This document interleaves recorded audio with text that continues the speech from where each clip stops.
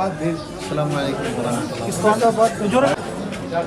আপনার অনেক কি গো ধন্যবাদ শুক্রিয়া ওনারা প্রথমলতি রোহিঙ্গার যে সাপোর্ট করার এরকম সাপোর্ট করবা সব টাইমে আর রিপার্টিশন আল্লাহ তাআলা করব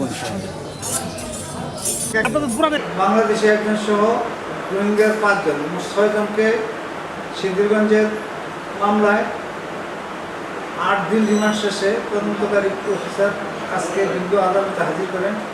আদালত শুনানি অনুযায়ী তাদেরকে সরাসরি কারাগারে নির্দেশ দেন। আসামিরা এখন কারাগারে চলে যাচ্ছে। আগামী কোনো শুনানি আছে কি না, আপাতত ওই আর কোনো ফার্দার পিটিশন নেই। যদি ভবিষ্যতে পাওয়া যায় আদালত শুনানি আনতে পরবর্তী ব্যবস্থা সুন্দর লাগে যে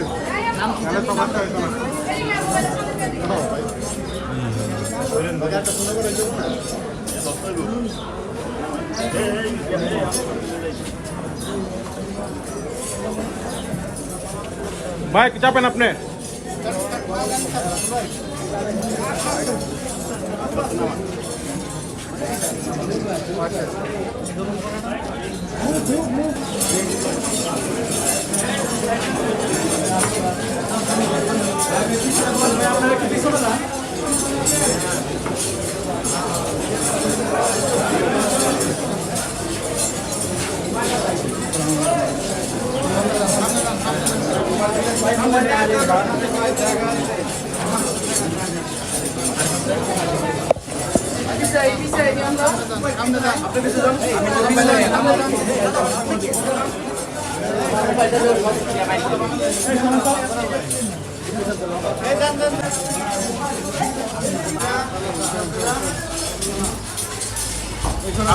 পশ্চিম থেকে থাকেন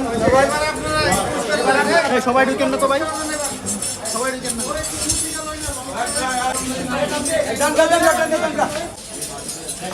হারা জানগা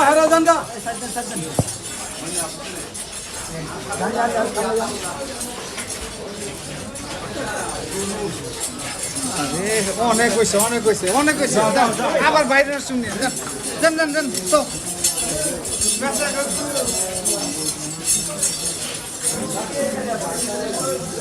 ভাই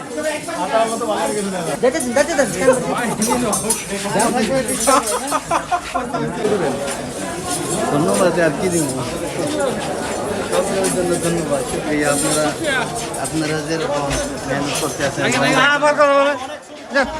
ধন্যবাদ আপনারা রোহিঙ্গাদের সমস্যার সমাধান হলে এটা কীভাবে দেখছেন ইনশাআল্লাহ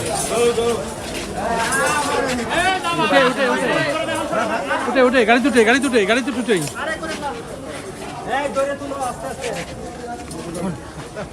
এক দুই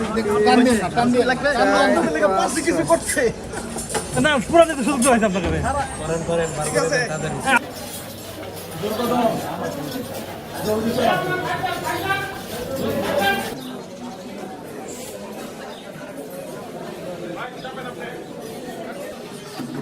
ওনারা প্রথমলতি রোহিঙ্গার যে সাপোর্ট করো এরকম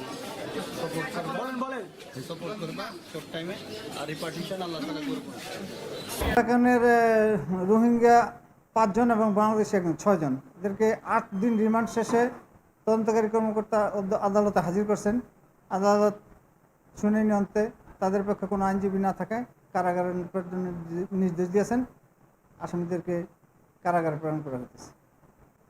এর আগে 2 মামলায় 5 দিন করে 10 দিন হয়েছে এবং এর পরবর্তী যে নাশকতার মামলাটা সেই মামলায় আবার 10 দিনের রিমান্ড চাইছে। প্রত্যেকেরই 8 দিন করে হয়েছে। 8 দিনে আইনিয়া জিজ্ঞাসাবাদ করছেন, দীর্ঘ জিজ্ঞাসাবাদের পর আদালতে রিমান্ড শেষে হাজির করছেন। ফার্দার কোনো রিমান্ড নেই, তাই আসামিরা কারাগারে প্রেরণের নির্দেশ দিচ্ছেন বিজ্ঞ আদালত। সেই অনুযায়ী ব্যবস্থা নেওয়া হইতেছে। পরবর্তী শুনানি এখনই নেই, যদি আয়ুর প্রয়োজনে যদি কোনো আবেদন করে সেটা বিজ্ঞ আদালত বিবেচনা করবে।